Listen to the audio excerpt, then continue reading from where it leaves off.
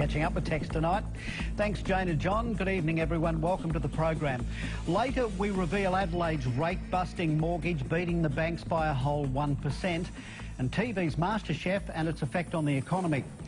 But first, we consume it every day with the reassurance from our health authorities that it is doing us good.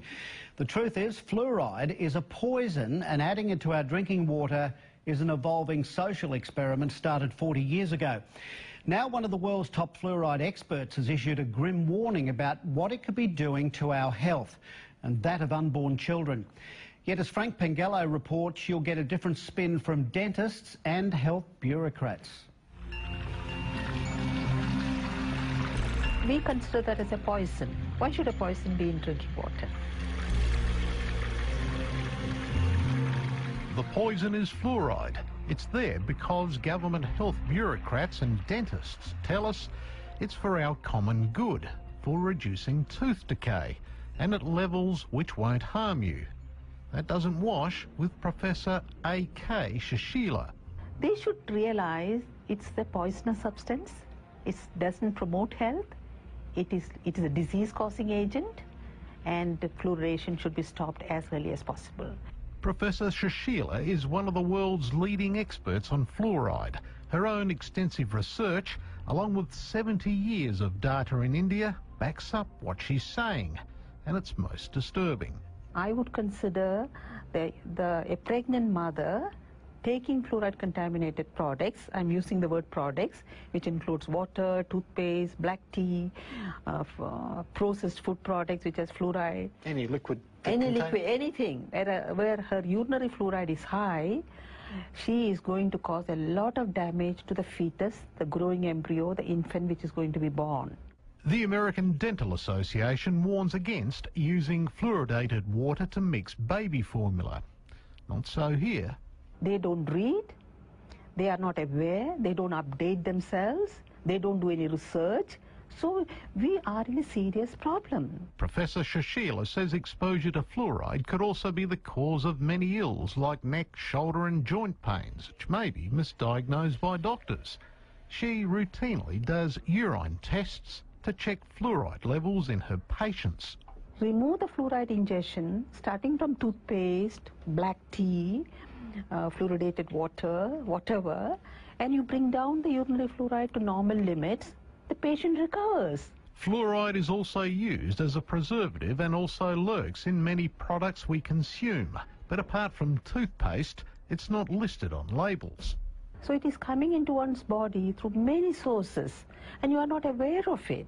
The fluoride that goes into our drinking water is toxic waste from the production of fertiliser. For maybe 100 years, the phosphate fertilizer industry put out two very, very poisonous gases into the environment, hydrogen fluoride and silicon tetrafluoride. Eventually, they were required to capture those, and they did it with a wet spray, water, and that water converts these two very toxic gases into hexafluorosilicic acid. And it's this scrubbing liquor, which is about 25% strong, is put into tanker trucks, driven around the country, and added to our drinking water.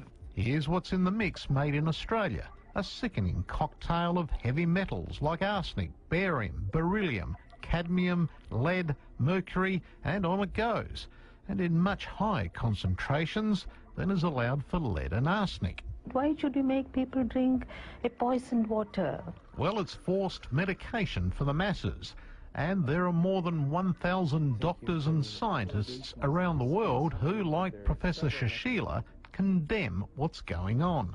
The problem with adding medicine to water is an obvious one of consent, that people can't give their informed consent, which is a basic of medical ethics. Fluoride is about to be added to Mount Gambier's water from the Blue Lake. Alex Young is livid. He's collected a petition of more than 6,000 signatures against the move, or a quarter of the town, which has been ignored by the state government. The issue of fluoridation has largely been ignored by the government in not terms they want to push it, but in terms of allowing the community to have a say in the matter. They simply just ignore us. And I am, and the rest of the group here, are just amazed at the level of ignorance shown on this matter. We wanted to talk to someone in SA Health about the issue, Instead, we got a written statement which didn't address our questions directly. It claims Mount Gambier children have 78% more tooth decay than those in Adelaide who drink fluoridated water, and that it's considered safe and used in other developed countries like the USA, UK and Canada. Well, there aren't many more on that list, as anti-fluoride campaigner Professor Paul Connett points out. Most European countries do not fluoridate. Austria, Belgium, the Netherlands, France, Germany, Sweden, Norway, Denmark, Iceland, Italy, Greece, Portugal. The overwhelming number of countries in the world do not fluoridate, and guess what? Their teeth are just as good, if not better, than ours. It aggravates dental decay.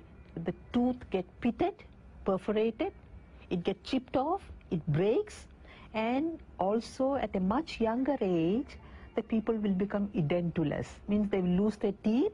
The anti-fluoride movement says while there's ample evidence to support what they're saying, governments still refuse to listen or fund research to study the impact it has on health.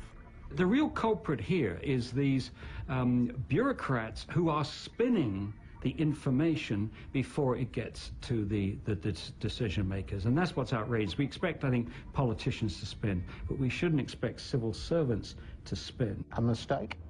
Yes, of course.